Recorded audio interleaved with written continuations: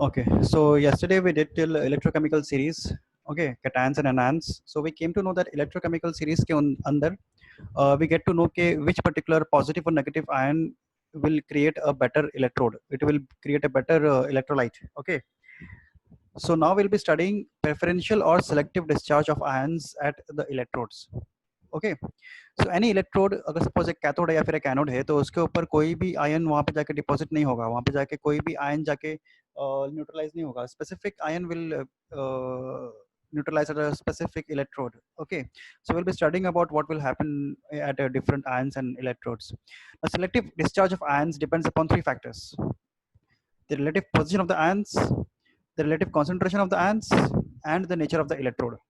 तो ये तीनों के ऊपर डिपेंड करता है कि कौन सा आयन जाके कौन से इलेक्ट्रोड में डिपॉजिट होगा. कॉपर जाएगा किसके तरफ, सल्फेट जाएगा किसके तरफ, ठीक है, आयरन जाएगा किसके तरफ, कौन जाके किधर डिपॉजिट होगा, ये टोटल चीजें depend. This discharge of ions it will depend on three different factors that we'll study now. Okay, first, relative positions of ions in the electrochemical series.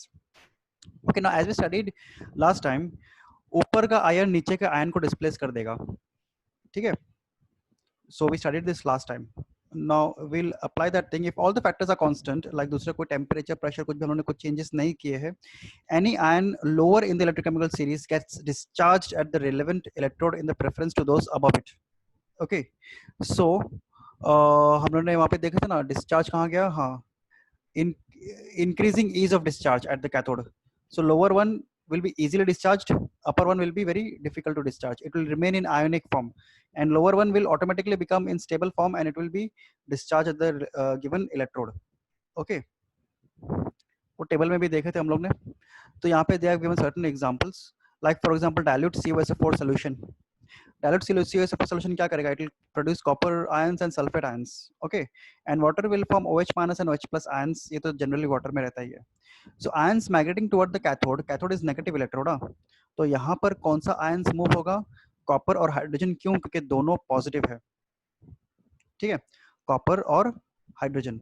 अब ये देखते हैं कि इन दोनों में से कौन सा डिस्चार्ज होगा.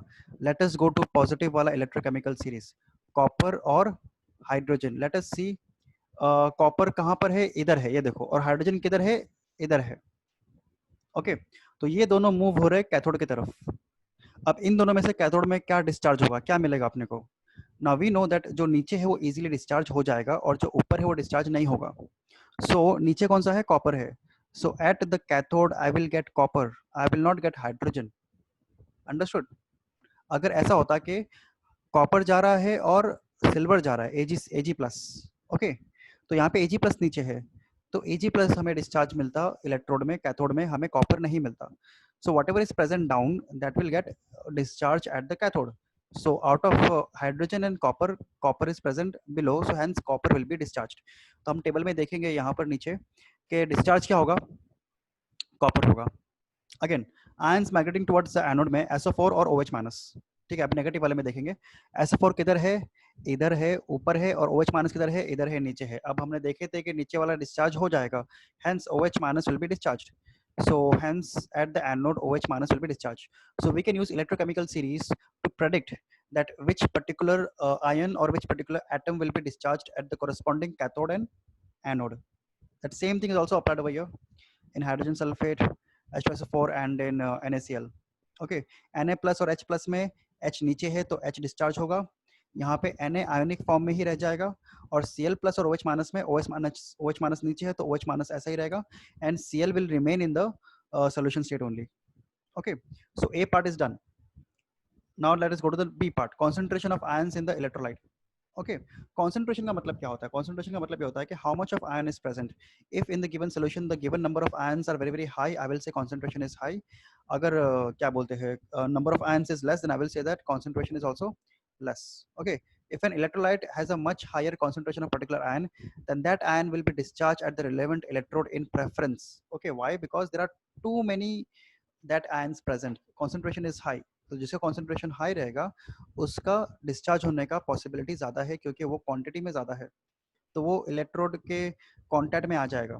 ठीक है, अब अज्यूम करो कि तुम्हारे पास एक सोल्यूशन है, उसमें सोडियम आयन बहुत ज़्यादा है, ओके, और H3O प्लस आयन कम है, तो मोर number of sodium ions will come in contact with the electrode. with the cathode. Okay, hence sodium will get discharged very easily because the concentration of sodium is also very high. Okay, so we can say that it doesn't matter, whatever is having higher concentration will get discharged. Okay, now let us consider the example of NaCl. Na का ये है. So at the cathode, both Na plus and H2O plus migrate towards the cathode, but concentration of Na in this case is much higher than H2O plus in highly concentrated solution of NaCl. Hence Na plus will get discharged क्योंकि Na का concentration high है.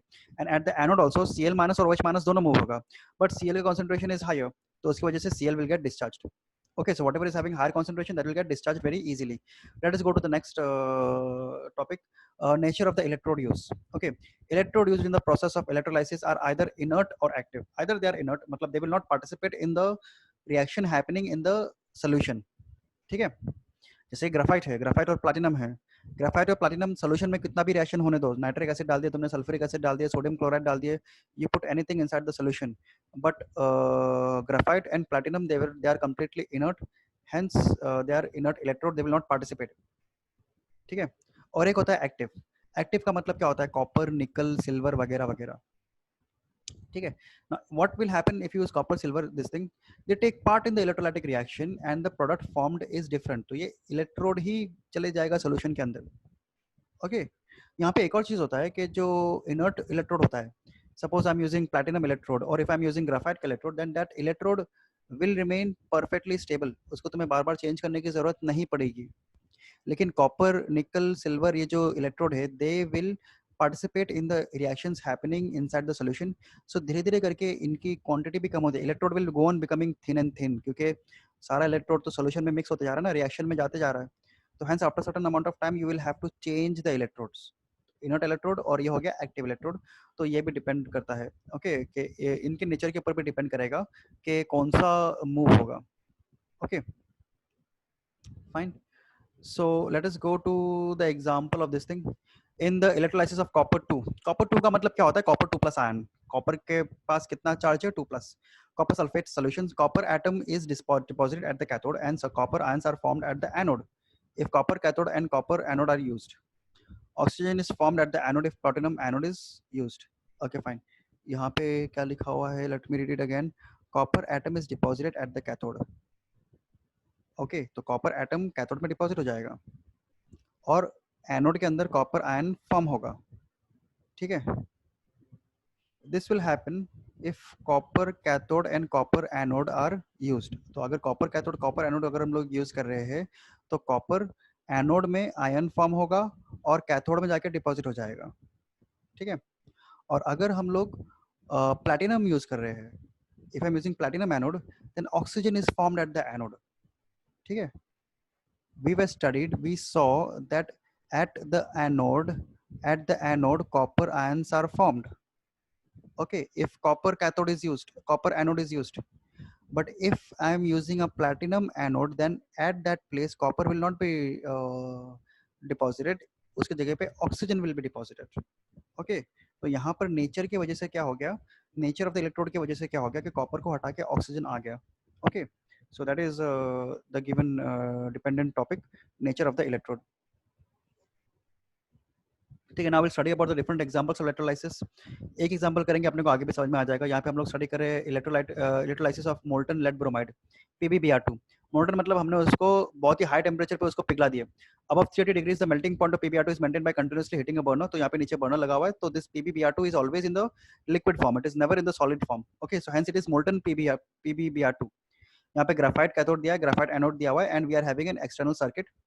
Okay, and this entire solution is kept inside a silica crucible. Silica crucible इसलिए क्योंकि इतने high temperature पे हम लोग glass use नहीं कर सकते, तो ग्लास यूज करेंगे तो ग्लास क्रैक हो जाएगा. At 380 degrees glass will not be able to handle the solution. Hence, silica crucible will be able to handle such high temperature. So, in the electrolytic cell, crucible is made up of silica because silica is non-reactive, withstands high temperature, and is almost non-conductor of electricity. Electrode बना हुआ है हमारा graphite का. ठीक है, और हमने बाहर कौन सा वायर यूज किया, कॉपर वायर यूज किया. This wire that is been used ना to connect the two electrodes, they are made up of copper. Why? Because copper is a very good conductor. तो सारा इलेक्ट्रिसिटी को conduct कर देगा. Current यहाँ पे कितना प्रोड्यूस होगा, हमें ये सेल में 3 एम्पियर का करंट मिलेगा. हम लोग सप्लाई कर रहे हैं, आयंस आर PbR2 ना, तो Pb का 2 plus ion is present and Br का Br minus ion is present, ठीक है। तो Pb क्या करेगा, it will give absorb 2 electron at the cathode and it will become normal lead, okay, and at anode Br will give away an electron and it will become normal Br, and that normal Br will immediately react with another normal Br and it will become Br2 molecule, okay। So total reaction क्या हो रहा है, हमने PbR2 हमने डाले liquid में और हमें क्या मिल रहा है, solid lead at the cathode, solid lead, normal stable lead without any charge at the cathode, and Br2 at the anode, okay, understood। So this is the overall reaction, okay। So the reaction का diagram is given in 6.4, यहाँ पे ये diagram है, you can refer to this diagram, okay। उसके बाद क्या बताया उन लोग ने कि observation, dark reddish brown fumes of bromine evolve at the anode, bromine produces a dark reddish brown fumes, okay, तो this form fumes is produced by bromine, ठीक है। और लेड जो होता है वो ग्रेइश व्हाइट मेटल है, it is formed at the cathode. तो हमें ये सब ऑब्जर्वेशन से हमें मालूम पड़ जाता है कि ब्रोमीन आ रहा है एनोड में क्योंकि वहाँ पे डार्क रेडिश ब्राउन फ्यूम्स आ रहे हैं, और कैथोड में क्या आ रहा है, कैथोड में आ रहा है लेड क्योंकि वहाँ पे ग्रेइश व्हाइट मेटल फॉर्म हो रहा है, ठीक है। So this is how we can क्या बोलते हैं रिमूव PbR2 सोल्यूशन में मैंने Pb और Br2 को अलग अलग कर दिया। So hence we have done electrolysis of PbR2. Electro we have studied electrolysis. Lysis का मतलब to separate. Okay, so using electricity we have separated lead and bromine. Okay, so they have given the entire explanation that is the same thing that I have just said right now. Okay, you can go through this thing and you will understand the method. Okay, क्या use हुआ है. Okay.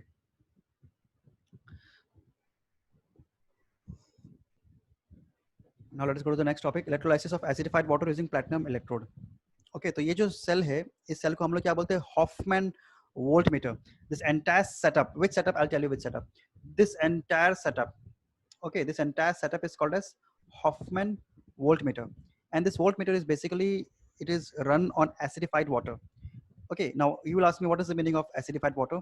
Acidified water basically means water with a little bit of acid। हम लोग most commonly sulphuric acid को इस्तेमाल कर सकते हैं, तो water with a little bit of dilute sulphuric acid, little bit, एकदम ज्यादा कॉन्सेंट्रेटेड नहीं है। So that water is called as acidified. ये हमारे बीच वाला जो यहाँ पर जो सेक्शन है ना, ये बीच वाला सेक्शन में हम लोग ने उससे भर दिया, उसको एसिडिफाइड वाटर से भर दिया, okay. So this is the cathode, okay. यहाँ पे यहाँ पे हम लोग ने उसको कैथोड और एनोड को एक्सटर्नल सर्किट पे कनेक्ट किए, but we have not shown the external circuit inside a diagram. Just assume करो कि कैथोड और एनोड में इलेक्ट्रिसिटी रन होगा, ऐसे कैथोड एनोड देखो डायग्राम में खुला पड़ा हुआ है, तो ऐसे खुले में रन नहीं होता। अभी देखो यहाँ पे हमने कैसे देखे थे कि cathode and anode both of them are connected to a battery outside। Now in the very same manner in this cell also it is connected to a battery outside, but they have just not shown this in the diagram, okay। तो assume करो कि connected है, ये cathode है, ये anode है, ठीक है। तो यहाँ पे जो एसिडिफाइड वाटर जो जा रहा है यहाँ से जाएगा दोनों एंड में, तो यहाँ पे हमें और एट द कैथोड हमें हाइड्रोजन गैस मिलेगा एंड एट द एनोड हमें ऑक्सीजन गैस मिलेगा। And if you look at the level भी देखो, हाइड्रोजन का डबल वॉल्यूम मिलेगा ऑक्सीजन का जो भी वॉल्यूम है। If I M obtaining oxygen 1 liter then I will get hydrogen 2 liter। Why? Because obviously we can look at the formula for water। water is what, H2O। हर एक oxygen के बदले 2 hydrogen है, तो अगर 1 liter of oxygen is evolved then it will also lead to the production of 2 liters of hydrogen। तो whatever volume of oxygen, hydrogen उसका double है, okay। and we have to use platinum over here। एक तो reason ये है कि it is inert obviously, और हम लोग प्लैटिनम को बार बार चेंज करने की जरूरत नहीं पड़ेगी, but another reason is that के the amount of electricity generated in water is very very less, okay. ये इलेक्ट्रिसिटी हम कॉपर अगर यूज करेंगे ना तो उसका कंडक्टिविटी इतना भी हाई नहीं है कि इतने छोटे करंट को पास कर ले। We need a better conductor than copper. platinum is one of the best conductors that is available in nature, hence so when it comes in electrolysis of water we need to use platinum wires, okay। so electrolyte क्या है, acidified water, ठीक है। Electrode क्या है, platinum foils which are inert connected by copper wires to the two terminals to ये, तो हमने platinum यहाँ पे यूज किया, फॉइल यूज किया और उसको नीचे हमने कॉपर वायर से बाहर कनेक्ट कर दिया। तो एट द एंड जहाँ पर वाटर के कांटेक्ट में है वहां पर we are having platinum, okay. फिर क्या दिया हुआ है, एक सेकंड। उसके बाद we are having reaction at the cathode hydrogen at the positive, अच्छा एक second, I missed skipped a few part, okay। so water will dissociate to form H plus and OH minus ion, and sulfuric acid will dissociate to form 2H plus and SO4 minus ions, okay। ions present क्या है, positive में है H plus, negative में है OH minus और SO4 plus, ठीक है। देखो यहाँ पर भी H plus ही है, दोनों पॉजिटिव आयन हाइड्रोजन ही है, तो हमें पॉजिटिव में सिर्फ हाइड्रोजन ही मिलेगा, बट नेगेटिव में I am having both SO4 and OH minus, both I'm having in negative. Okay, so solution may we are having all these particles. So at the cathode, the hydrogen will absorb one electron and it will become normal hydrogen. That normal hydrogen will immediately react with another atom of normal hydrogen and it will form a H2 molecule. In the very same manner, at the anode, OH will give away one electron and it will become normal OH. This OH and this OH will go together to form H2O plus one molecule of one atom of oxygen. This oxygen will then react with another atom of oxygen and it will form O2. तो हमें cathode में मिल रहा है H2 और हमें anode में मिल रहा है O2. हेंस हमने इलेक्ट्रिसिटी को पास करके हमने वाटर को अलग अलग कर दिया, हाइड्रोजन और ऑक्सीजन को मैंने अलग अलग कर दिया. ठीक है, SO4 फॉर्म नहीं होगा बिकॉज वो ऊपर है, OH माइनस नीचे है. तो इलेक्ट्रोकेमिकल सीरीज में क्योंकि OH माइनस नीचे, hence OH minus will be given out. Okay, and they've just given this thing, rate of hydrogen 2:1 by volume. Okay, in the electrolysis of acidified water we get this many number of electrons. They are the same repetition part, you can go through that and you can understand. Okay, Avogadro's law को भी वो follow करता है. Okay, so entire this reaction can be written as normal acidified water of one volume plus electrical energy. We have to supply electricity. Okay, electrolysis automatically नहीं होता, हमें पानी से electricity pass करना पड़ेगा. Will produce 2 volumes of hydrogen and 1 volume of oxygen. Okay, so this is according to the Avogadro's law also. तो molecules भी हम form कर सकते हैं. Next, electrolysis of copper sulfate. Again we have the entire solution. In this case it is kept in a porcelain jar.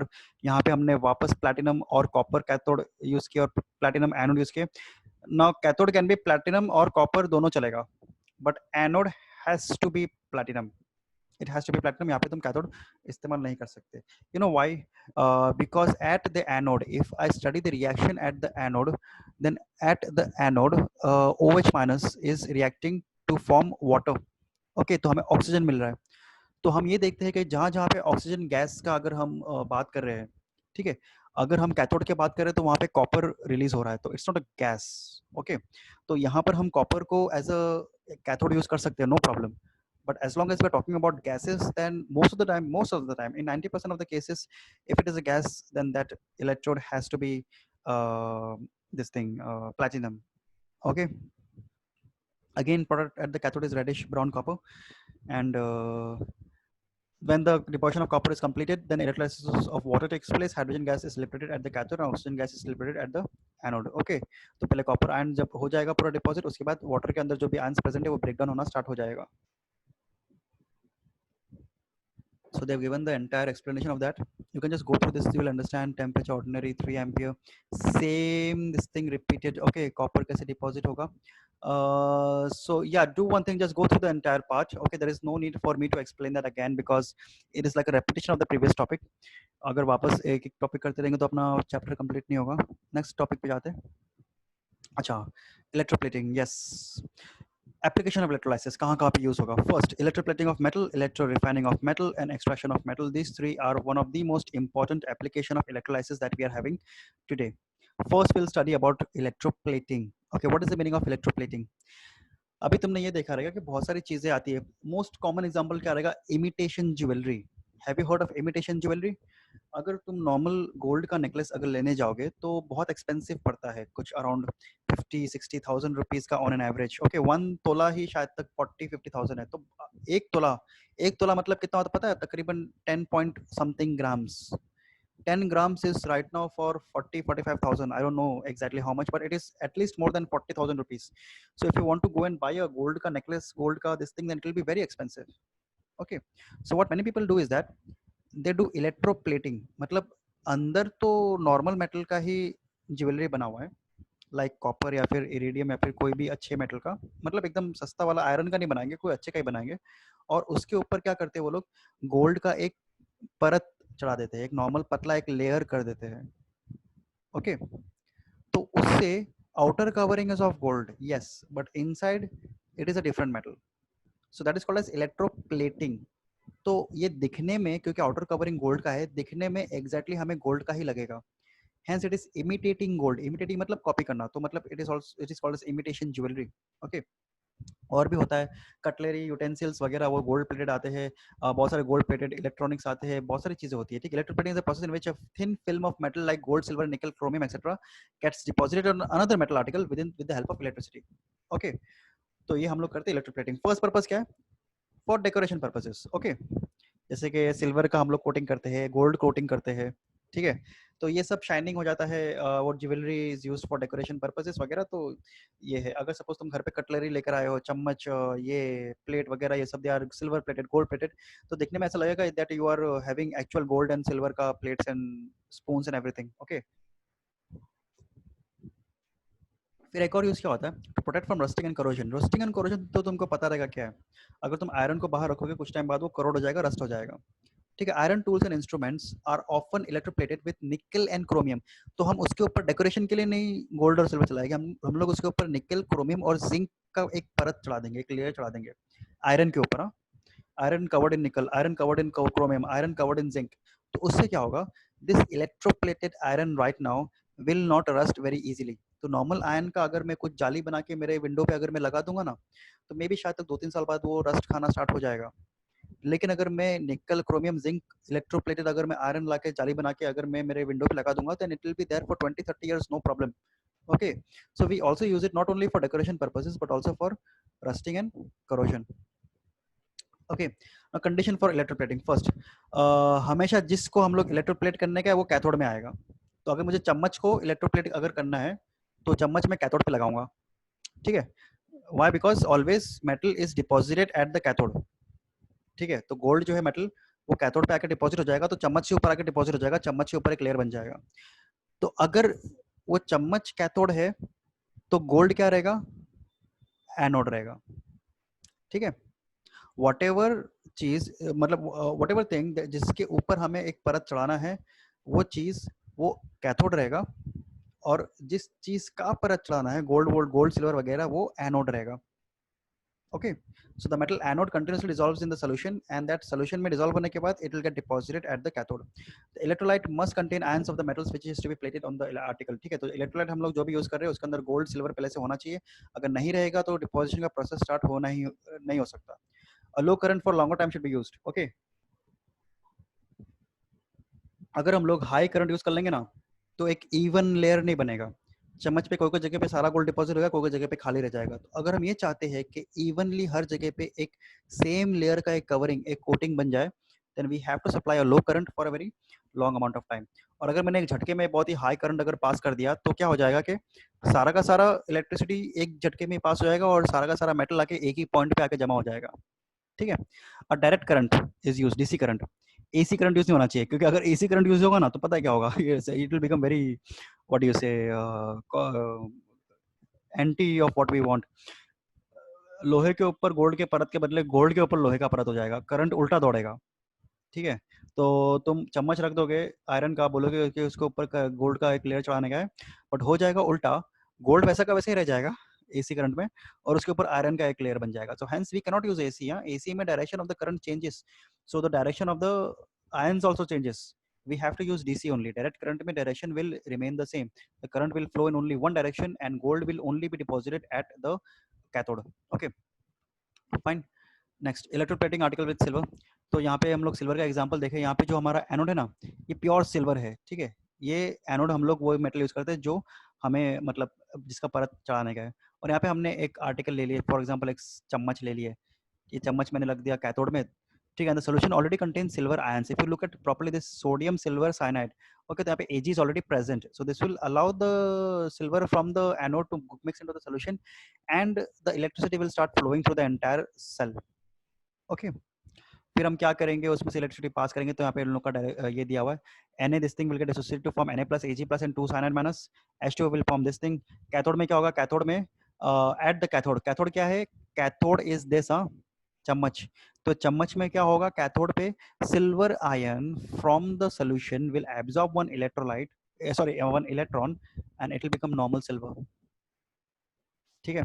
तो हम देख रहे हैं कि कैसे कैथोड के ऊपर सिल्वर लेयर जमा होते जा रहा है। And we have to also keep the cathode clean. Okay, अगर तुम वो जो चम्मच है उसके ऊपर कुछ अगर कचरा वचरा लगा हुआ है तो कचरे के ऊपर से पूरा एक लेयर बन जाएगा सिल्वर का, हमें वो नहीं चाहिए। ठीक है, let's go to the next topic. Same this thing they have explained over here. Okay, so let us not go through that thing again and again. Now they have given electroplating with nickel. ठीक है, तो अगर निकल से करने का है तो this is the article which to be electroplated and hence it is used as cathode. और निकल का हम लोग इलेक्ट्रोप्लेटिंग कर रहे हैं तो हम लोग यूज कर रहे हैं एनोड. निकल is electroplated so that the iron this thing can not rust and it will B use for a very long amount of time. तो ये जो इलेक्ट्रोप्लेटिंग था ये सिल्वर का है फॉर डेकोरेशन पर्पसेस, और ये जो इलेक्ट्रोप्लेटिंग है वो निकल का है for safety purposes, for non rusting purposes. Okay fine, and it's same this thing. Next क्या आता है, electro refining of metals. Electro refining का मतलब क्या होता है? रिफाइनिंग का मतलब ऑब्टेनिंग प्योर मेटल. ओके, तुमने देखा रहेगा कि दिस गोल्ड इज 99.99% प्योर. जो मेटल जितना ज्यादा रिफाइंड है वो उतना ज्यादा प्योर होगा. ठीक है, electrolytic refining is a process by which metals containing impurities are purified electrolytically to give pure metal. Okay, so if I'm having any sample of iron, any sample of copper, any sample of any other metal, and if I want to purify it, मुझे एकदम pure बनाने का है, तो मैं क्या करूंगा, उसमें से इलेक्ट्रिसिटी पास करके I will make it more pure. Okay, अभी हम कैसे देखेंगे वो हम लोग यहाँ पे नीचे देख पाएंगे.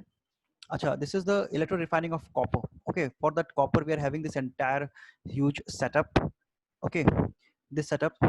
तो यहाँ पे I'm having alternate strips of pure copper, जो पतला जो दिया हुआ है, ठीक है, and this slab, bigger slab of impure copper. तो जो ये मोटा वाला है, ये जो मोटा वाला है ना, ये वाला ये slab है, और बीच में जो पतला जो लाइन है ना, यहाँ पे ये पतला वाला लाइन दिख रहा होगा, ये strips of pure copper है.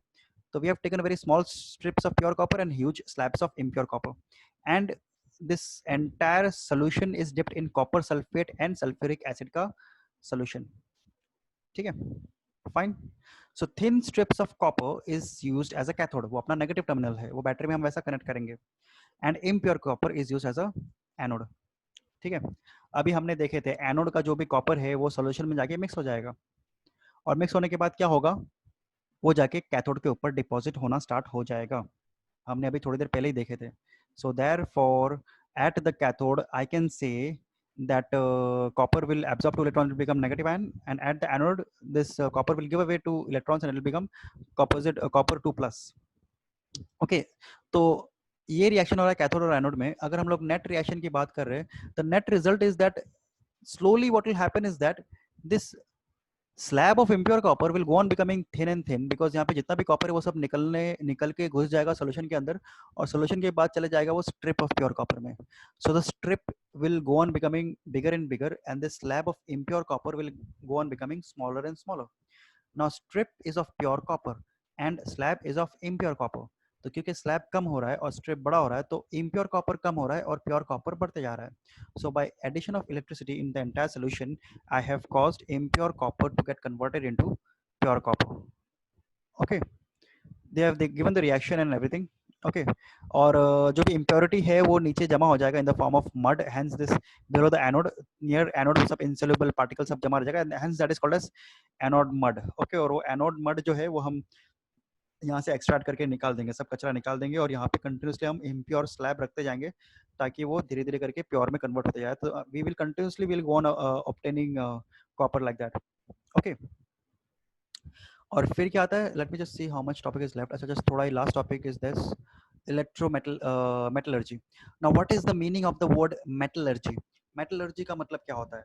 मेटलर्जी मीन्स अगर मेरे पास कोई भी ओर प्रेजेंट है, iron ore, copper ore, if I have any ore, then in that ore that metal is present. Okay, so the process by which I can obtain pure metal from that ore is called as metallurgy. Okay, तो मैंने for example haematite जो मिट्टी होता है, haematite जो rock होता है, वो आयरन ओर है, उससे हम लोग आयरन निकाल सकते हैं. ओके, बॉक्साइट जो है वो एल्यूमिनियम ओर है, बॉक्साइट से हम एल्यूमिनियम निकाल सकते हैं. तो ये ओर से जो हम लोग प्योर मेटल निकालेंगे, that entire process is called as metallurgy.